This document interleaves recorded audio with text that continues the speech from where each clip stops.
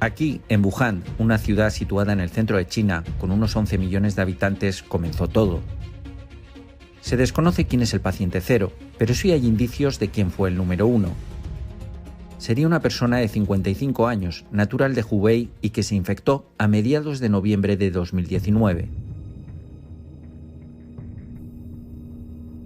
今天，湖北武汉市卫健委通报不明原因的病毒性肺炎最新情况，目前已完成病原核酸检验，初步诊断有新型冠状病毒感染的肺炎病例41例，其中已出院2例，重症7例，死亡1例，其余患者病情稳定。 En ese momento todavía se desconocía que la enfermedad se iba a bautizar como COVID-19. Solo se sabía que era una especie de neumonía que afectaba al aparato respiratorio. En diciembre, los casos empezaron a subir exponencialmente en Wuhan. En un primer momento se pensó que podía ser el SARS, el síndrome respiratorio agudo grave que afectó al mundo en el año 2003.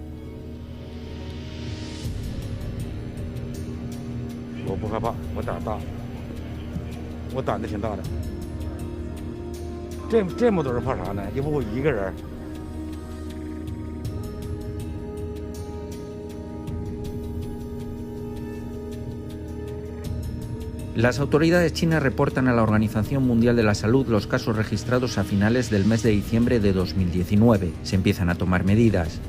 Un mercado en Wuhan donde se sospecha que se originó el brote es cerrado el 1 de enero de 2020. Aquí se vendían pollos, gatos, faisanes, murciélagos, marmotas, culebras venenosas o ciervos.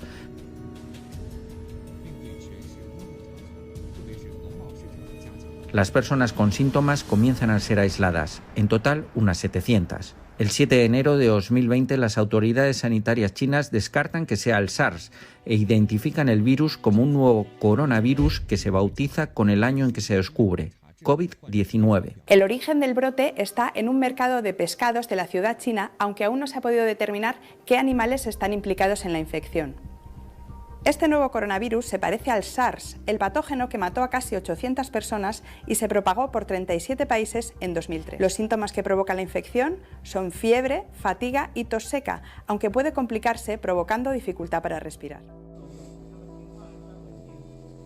El 11 de enero se conoce la muerte de la primera persona por el COVID-19, un hombre de 61 años que estuvo expuesto al virus en el mercado de animales.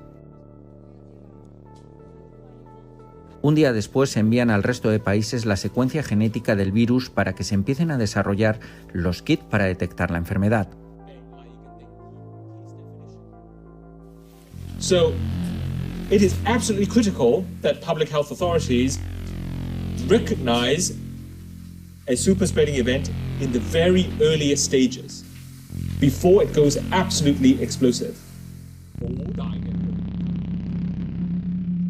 En los días posteriores se confirman 2 casos fuera de China, una persona en Tailandia y otra en Japón. Los 2 habían estado en Wuhan. La enfermedad se empieza a extender por la China continental, llega a Pekín y a Shenzhen. Comienzan a subir los números de una manera diabólica.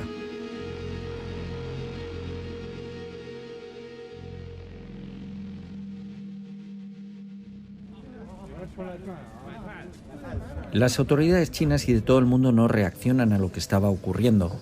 Parece que el problema es de otros y como en el poema de Bertolt Brecht, hasta que no le toca a uno de lleno no se reacciona. Esa reflexión la haría el presidente de El Salvador con los primeros casos de COVID-19 en su país. La situación en la que estamos en el mundo es muy grave y eso ya todos lo sabemos. Hemos visto las imágenes de China, hemos visto las imágenes de Italia, hemos visto las imágenes de Francia, hemos visto las imágenes de España. Pero muchos piensan, cuando estaban en China, decían, no, ahí se va a quedar en China, falta mucho para que venga a El Salvador. Cuando vieron las imágenes en Italia, dijeron, bueno, o en Corea del Sur, en los países asiáticos, dijeron, está en Asia.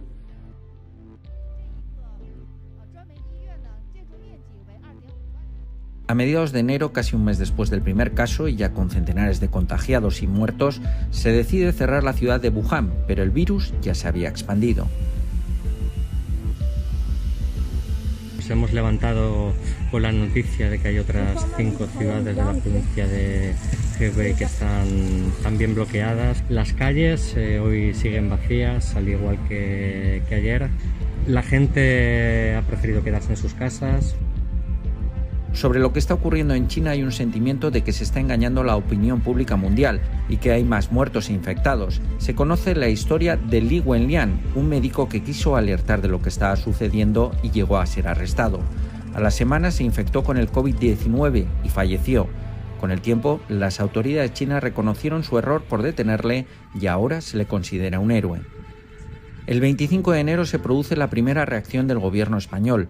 Fernando Simón, el director del Centro de Coordinación de Alerta y Emergencias del Ministerio de Sanidad, asegura que es muy poco probable que se importen casos de China y que es como una gripe común.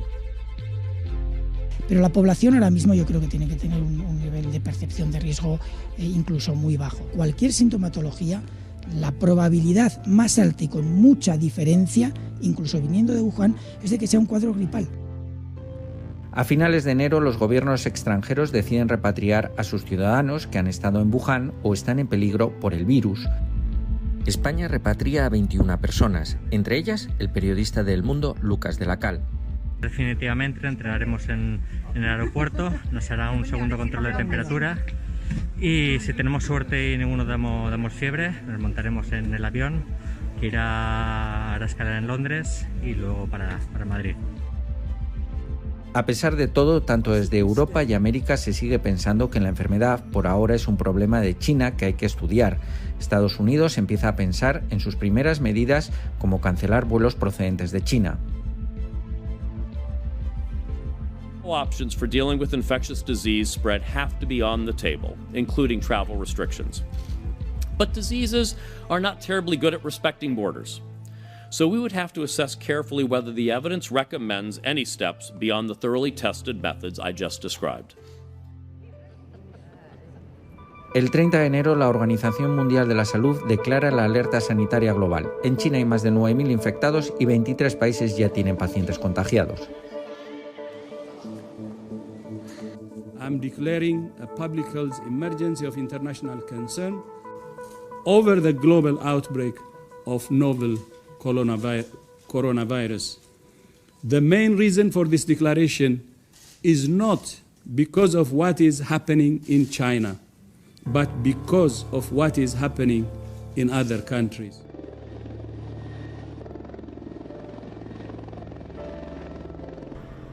Italia confirma en ese momento sus 2 primeros casos, mientras desde el Ministerio de Sanidad se declara que en España estamos preparados y que no hay casos.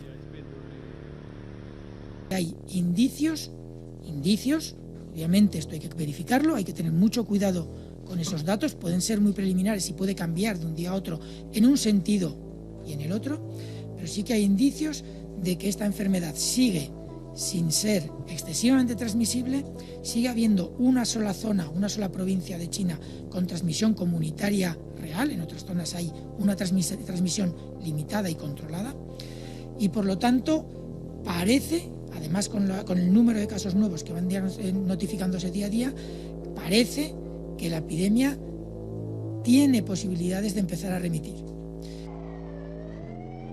Justo el día después, el 31 de enero, se conoce el primer caso en territorio español. Un turista alemán en La Gomera se contagió en su país de origen. El presidente de España habla así por primera vez del coronavirus. Es 1 de febrero. Presidente. Preocupar preocupa, pero sobre todo creo que tenemos un sistema nacional de salud fantástico. Hay que dar confianza a nuestro personal técnico y desde luego estamos en buenas manos. Gracias. 9 días después, en España se conoce un segundo caso, también importado. Se trata de un turista británico. De los 4, solamente ha sido positivo a coronavirus Wuhan, el correspondiente a la muestra del padre.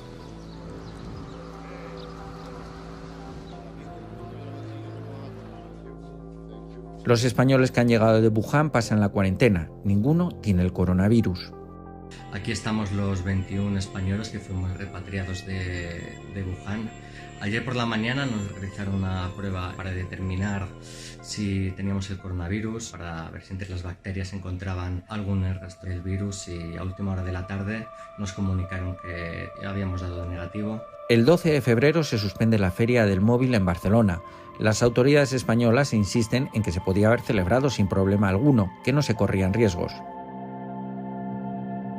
Respeto todas las decisiones que se puedan tomar, no conocemos todavía ninguna. Lo que les digo es que nosotros, en base al criterio de los expertos y en base al seguimiento diario que estamos haciendo, insisto, no hay ninguna razón de salud pública que aconseje tomar medidas que, si hubiera que tomar, las tomaría el Gobierno de España en colaboración y en coordinación con las comunidades autónomas. A partir de aquí, no puede ser de otra manera, respeto a cualquier decisión que pueda tomar cualquier entidad privada o cualquier organización privada.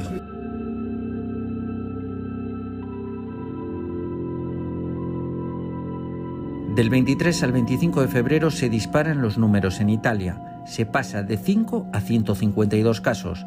En la región de Lombardía, las autoridades confinan 10 pueblos alrededor de la ciudad de Codogno, por cuyo hospital pasó 2 veces el paciente número 1.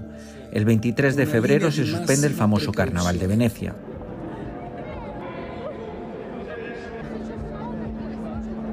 Están cerrando muchísimos establecimientos. Hemos preferido cerrar el restaurante hasta que esta situación de alarma desaparezca. Pero conciertos, eventos deportivos, religiosos. En el caso de que la gente viva desde una zona en cuarentena, que directamente no venga a trabajar.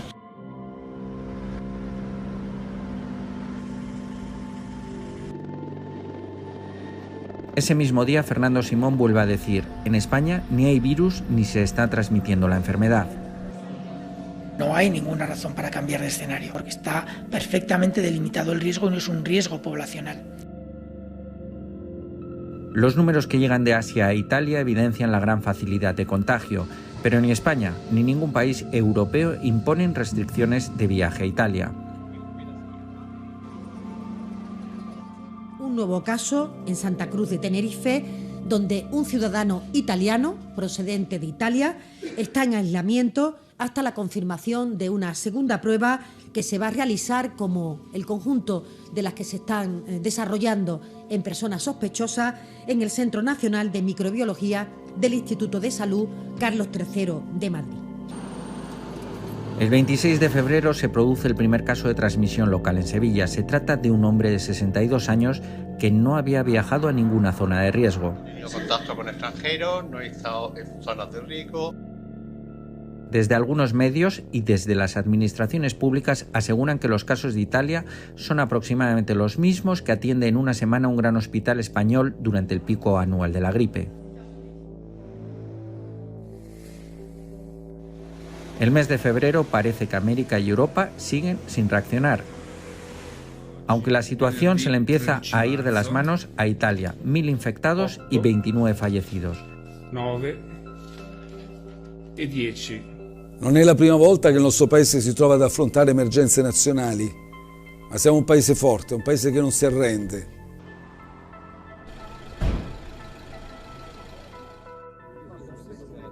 Francia, con 73 casos, comienza a actuar y cancela las reuniones de más de 5.000 personas.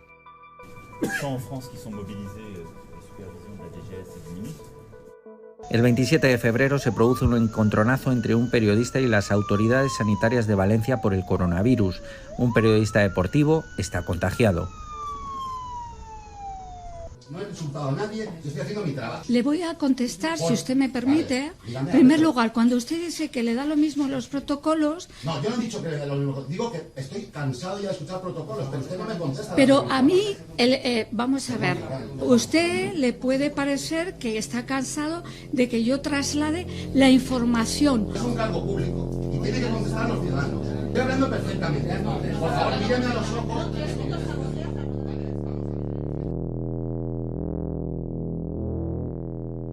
El 28 de febrero, la Organización Mundial de la Salud vuelve a alertar de los riesgos y está pensando en calificar la enfermedad de pandemia. A principios de marzo la mortalidad sigue subiendo en China, casi 3.000 muertos, pero los contagiados empiezan a bajar. La Organización Mundial de la Salud anima a otros países a copiar a China y anima a restringir movimientos y a invertir en material sanitario.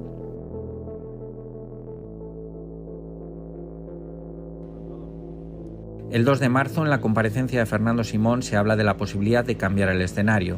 Ya hay un centenar de contagiados. Ahora mismo estamos hablando posiblemente de alguna zona concreta de la Comunidad de Madrid y de alguna zona concreta del País Vasco. Las medidas, si se pasa a otra fase o a otro escenario de evolución de la pandemia, tienen mucho que ver con restricciones relacionadas con agrupamientos de personas. Y el agrupamiento de persona puede ser cualquier persona de cualquier edad y cualquier tipo de agrupamiento. Podrán entender que plantear cierres de escuela, por ejemplo, tiene implicaciones sociales importantes porque los niños no se pueden quedar solos en casa. Entonces, todo esto hay que valorarlo con mucho cuidado, hay que hacerlo en el momento justo. Un día después se confirma la muerte de la primera persona por coronavirus en España. Fue el 13 de febrero, aunque hasta ese día no se había confirmado. Fue en Valencia, un español de 62 años que había viajado a Nepal. Esta persona, por tanto, que se ha investigado y que ha dado positivo en coronavirus, es un paciente fallecido el pasado 13 de febrero. Ese día el ministro de Sanidad recomienda que los partidos que se jueguen contra equipos italianos se hagan a puerta cerrada. Todos los eventos deportivos profesionales en los que se espere una alta afluencia de público proveniente con equipos provenientes de estas zonas de riesgo, la recomendación es que se celebren a puerta cerrada. Esto afecta, si no tengo datos equivocados, a 4 competiciones deportivas.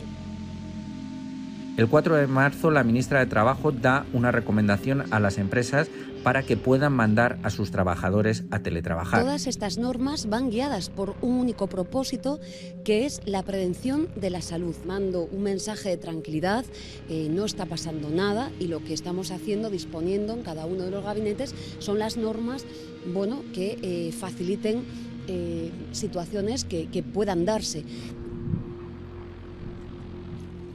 El 7 de marzo, con 441 contagiados y 8 muertos, se sigue manteniendo el escenario. Los actos para el Día de la Mujer siguen convocados. Esto dice Fernando Simón sobre ir o no ir. Si mi hijo me pregunta si puede ir, le voy a decir que haga lo que quiera. Varios ministros del Gobierno animan a los ciudadanos a participar en la manifestación. Ese mismo día, el ministro de Sanidad descarta cerrar las escuelas y lo que se recomienda es, al que tenga síntomas, que se quede en casa. Quiero recalcar la importancia de que aquellas personas que presenten síntomas no asistan a las manifestaciones y aquellas personas que presenten síntomas, por favor, se dirijan a sus domicilios y se autoaíslen contactando con las autoridades sanitarias.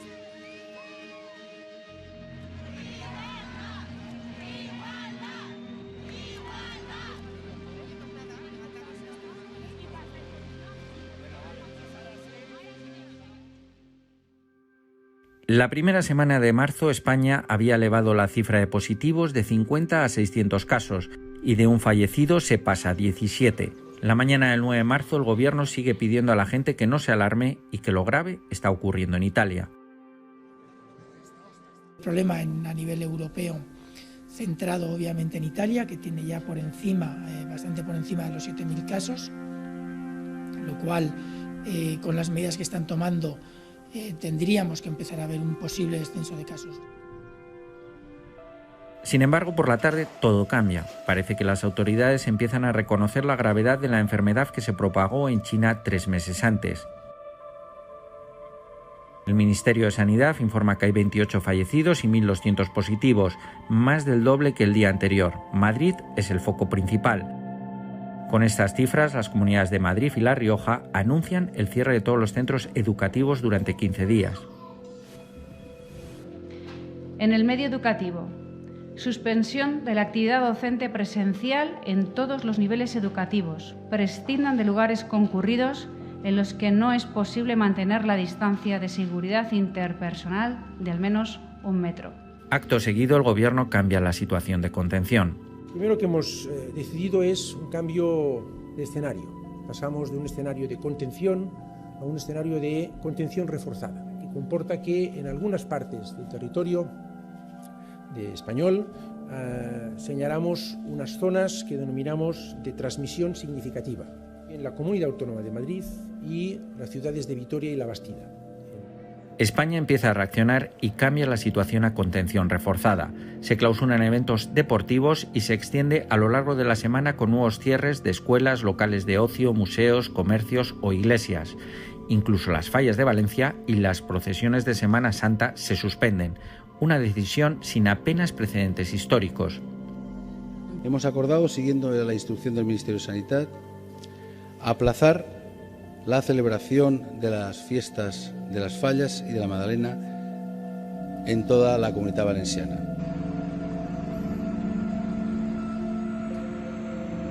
Esa misma noche, Italia confirma el confinamiento de todo el país.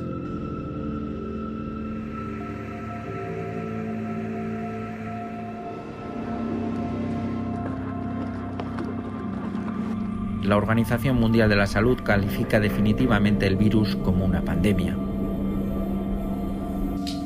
We have therefore made the assessment that COVID-19 can be characterized as a pandemic. Pandemic is not a word to use lightly or carelessly. It's a word that, if misused, can cause unreasonable fear or unjustified acceptance that the fight is over, leading to unnecessary suffering and death. Las empresas comienzan a mandar a sus empleados a teletrabajar. La bolsa se hunde, se empiezan a vaciar supermercados y cunde el pánico. La enfermedad es una realidad en España. Ya no es un problema solo de los chinos. De momento no se puede salir, estamos diagnosticados, pues hay que tomarlo con mucha calmita. Una habitación para mí solo. Tengo un baño también de uso exclusivo para el enfermo. Tengo contacto con la familia para pedir cosas. Empiezan a salir positivos en políticos que estuvieron en la manifestación del 8M, como las ministras Irene Montero y Carolina Darias. También empiezan a salir positivos del acto que celebró Vox ese mismo día. Uno de sus líderes, Javier Ortega Smith, tiene el COVID-19. Días después, el presidente de esta formación, Santiago Abascal, también daría positivo. Los contagiados siguen subiendo. La situación es insostenible. El sábado se convoca a un Consejo de Ministros extraordinario. Dura 7 horas y media. Se toman medidas drásticas. Se decreta el estado de alarma y se confina a todos los españoles en sus casas. Comparezco para dar cuenta del Consejo de Ministros extraordinario en el que hemos aprobado el ya anunciado estado de alarma y las medidas que este implicará para hacer frente al coronavirus, al COVID-19. Como saben, España se enfrenta a una emergencia de salud pública que requiere decisiones extraordinarias. A partir de ese momento, nuestra forma de pensar empieza a cambiar. Somos conscientes de que el virus nos puede afectar a todos. Buscamos nuestros héroes en la sanidad. Todos los días, a las 8, se empieza a dar las gracias por su trabajo en todos los balcones de España.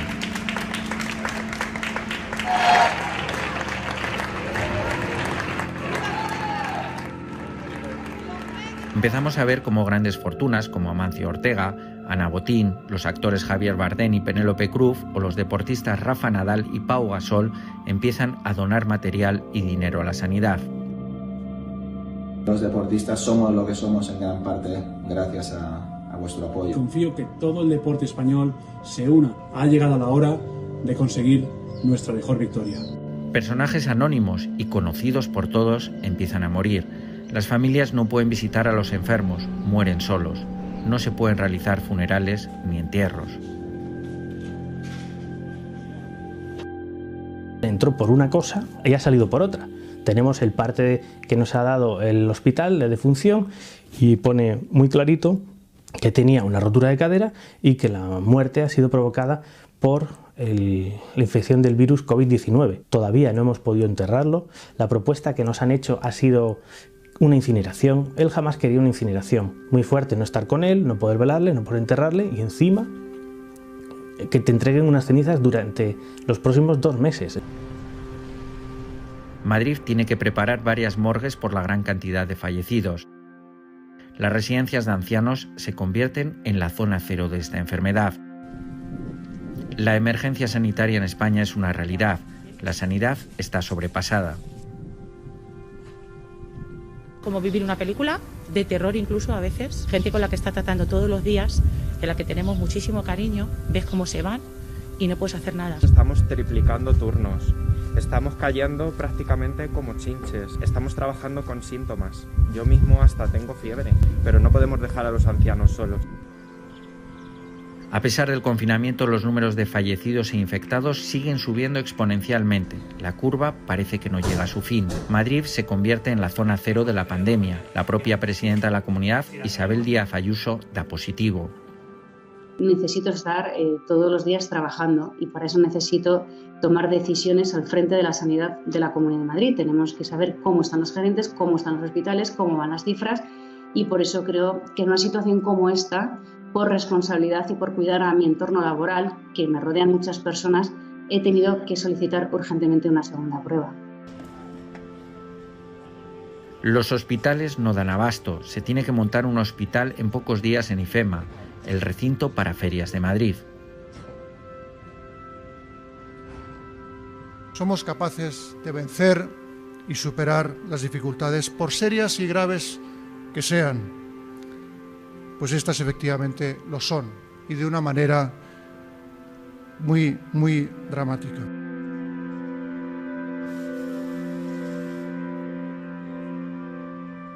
España pasa en poco tiempo a situarse en el segundo puesto de infectados, cuando al principio de la crisis éramos el 10º y empezamos a superar a países como Italia, China o Corea del Sur, un país que basó su fuerza para bajar la curva en hacer test, como decía la Organización Mundial de la Salud. You cannot fight a fire blindfolded, and we cannot stop this pandemic if we don't know who is infected. We have a simple message for all countries: test, test, test. Algo que España no hizo hasta pasado una semana del confinamiento, y no sin polémica. Los test que compró España a China eran defectuosos. Este producto tenía todas las garantías, tenía el certificado necesario para operar en la Unión Europea, pero nosotros evidentemente hacemos las comprobaciones cuando llega el producto y se detectó que no tenía el nivel de fiabilidad requerido. Tampoco los sanitarios o las fuerzas de seguridad han contado con la protección suficiente. No salgan de sus casas. Por eso España es uno de los países donde más enfermeros y médicos se han contagiado. Se está creando situaciones de estrés y ansiedad. Necesitamos más que nunca el cuidado de nuestro personal. Estamos reutilizando dispositivos que en principio son de un solo uso. Las mascarillas que estamos utilizando solamente tienen validez de 7 horas y hacemos utilizando para 15 días o un mes. Sobre todo que nos falta mucho material, nos faltan equipos de protección individual, sobre todo batas impermeables y mascarillas.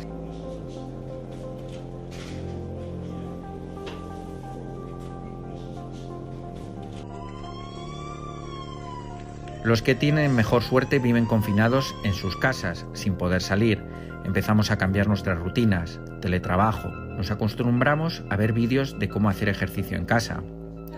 Tenemos un cojín que seguramente podáis encontrar por casa. Lo vamos a colocar entre las rodillas, así que junta los pies y las rodillas hasta que consigas presionarlo, que no se caiga. También a escuchar consejos de psicólogos. Levantarnos a una hora muy parecida a la que teníamos cuando estábamos trabajando de manera normal, por así decirlo. Ducharnos, por supuesto, acicalarnos, ponernos más o menos guapos, como lo más que podamos, ¿no? El virus arrasó nuestra rutina, nuestra vida, nuestras esperanzas. Seguimos viendo vídeos de curvas buscando la esperanza de que la cuarentena termine pronto. Desgraciadamente no se puede decir un día exacto porque hay varios factores que nos impiden determinar con exactitud cuándo podremos recuperar la normalidad. Pero la estadística y la matemática, y también gracias a que esta no es ni la primera ni tampoco será la última pandemia de la historia, sí que podemos determinar en qué fase está España ahora mismo y cuándo empezaremos a ver la luz.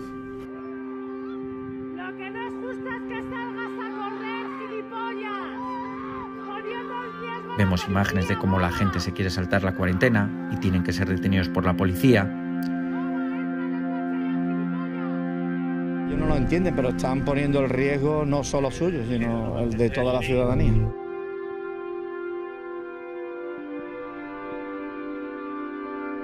El virus ha cruzado ya el Atlántico y ahora está en América. Allí la zona cero es Estados Unidos. Today, the World Health Organization officially announced that this is a global pandemic.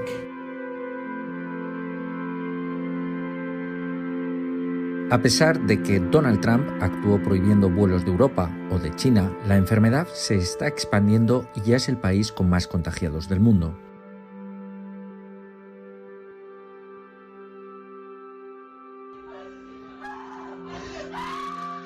El COVID-19 ha dejado muerte y destrucción por donde ha pasado, sin entender de fronteras, ideologías, edad o sexo. Además de la emergencia sanitaria, se le ha unido la emergencia económica. A partir de los confinamientos en diferentes países del mundo, se ha comenzado a hacerse cotidiana la palabra ERTE. Es decir, un ERTE en definitiva es un subtipo de un expediente de regulación de empleo que permite al empresario suspender temporalmente los contratos de trabajo de todo o de parte de su plantilla, tanto con el empleo como el sueldo. Los gobiernos han reaccionado con medidas de todo tipo y muy diferentes para tratar de aliviar la economía. En Italia se han destinado 350.000 millones de euros para ayudas, en Francia 345.000 millones y en España 200.000 millones de euros. Las empresas y el conjunto de nuestro tejido productivo deben sentirse protegidas y por eso les anuncio que vamos a movilizar hasta 200.000 millones de euros, repito la cifra, 200.000 millones de euros, cerca de un 20% de nuestra capacidad de producción de riqueza anual, de nuestro PIB. Una de las medidas económicas más aplaudidas en el mundo fue la del presidente de El Salvador, que con tan solo 4 casos de COVID-19 en su país comenzó la cuarentena. Los pagos de agua, los pagos de teléfono, los pagos de internet, los pagos de cable, los pagos de alquiler, los pagos de bancos, los pagos de tarjetas de crédito, los pagos de hipoteca. Entonces no hay pagos. El debate sobre si cerrar las economías del país o dejar que toda una población se infecte siempre ha estado ahí. El primer ministro británico tardó en confinar a la población alegando a la economía. Paradójicamente, Boris Johnson contrajo la enfermedad. Good evening. The coronavirus is the biggest threat this country has faced for decades, and this country is not alone. All over the world we're seeing the devastating impact of this invisible killer. Al final, todos los países civilizados han optado por las cuarentenas, por lo que las economías de todo el mundo se están viendo afectadas. También en esta crisis se ha podido ver la desunión de la Unión Europea, que ha actuado de manera poco coordinada y muy lentamente. Y del mismo modo que esta catástrofe está sometiendo a examen al mundo entero, está poniendo a prueba de modo muy especial al proyecto europeo. Es el momento de mayor dificultades de su creación y la Unión Europea debe estar a la altura de la coyuntura de las circunstancias y no puede defraudar a sus ciudadanos. Nuestra generación tiene muy presente el recuerdo de la crisis económica de 2008, la demora y las limitaciones que tuvo la respuesta europea a esa catástrofe económica. Esta vez Europa no puede fallar, no debe fallar. Todos los países han declarado la guerra al COVID-19 y así han calificado la lucha contra este virus muchos mandatarios como Donald Trump o el rey.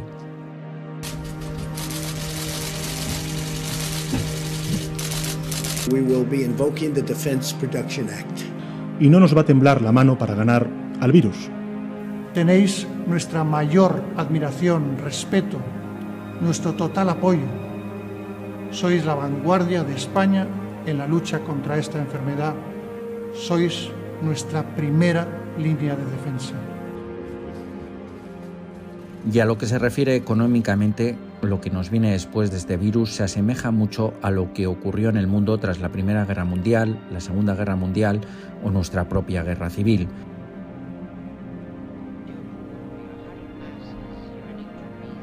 Por ejemplo, tras el famoso crack del 29 o la Gran Depresión, las cifras del paro en muchos países subieron a valores por encima del 30%. Ahora todo el mundo espera un plan Marshall, como se inició en Estados Unidos para salir de la crisis del 29. Nuevamente, la humanidad se tendrá que poner a prueba para salir de una catástrofe, esta vez por un virus que lo ha arrasado todo.